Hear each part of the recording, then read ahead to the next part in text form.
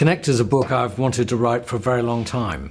When I was at Stanford Business School, right at the beginning of the 80s, I realized for the first time, after I'd been in business for a decade, what it meant to do real business, which was to integrate the economic drivers, the classical economic drivers of value generation, profit maximization, with what was happening to society as a whole.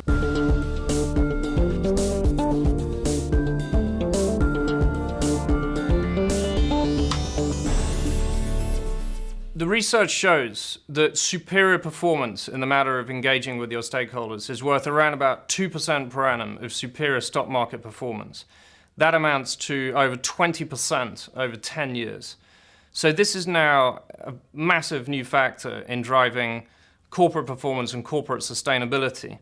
And in fact, we would say that this is the new frontier of competitive advantage.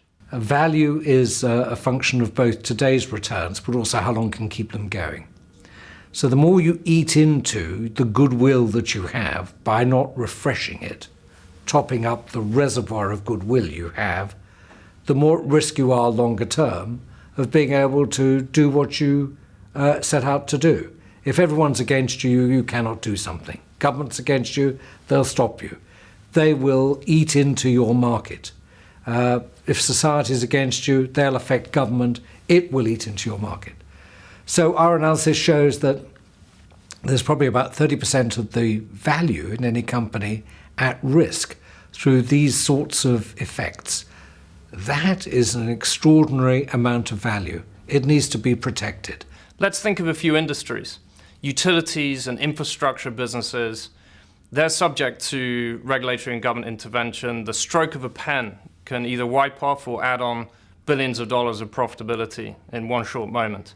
Financial services, talk about banking or insurance. There's a whole regulatory framework of financial sustainability, of competition in the retail area. But then it's also industries which we previously thought were not regulated are now coming under the scrutiny of governments. Let's take high tech. Big data is driving massive concerns about privacy. Governments worldwide want to know how they can protect their consumers from privacy risks. Uber's $50 billion valuation is predicated on its ability to win highly localized political arguments all over the world, city by city. Airbnb is another great example. They have to navigate very complex rules and regulations which were simply not designed to deal with their business model. So really, these companies have to completely redefine the way cities and platforms coexist. Their valuations depend on it, but so too does the viability of the sharing economy as a whole. When you speak to tech founders, there is an overwhelming sense of purpose and a real desire to change the world. And technologies like driverless cars or robotic surgery are going to save millions of lives, and they're going to solve some of society's most pressing problems.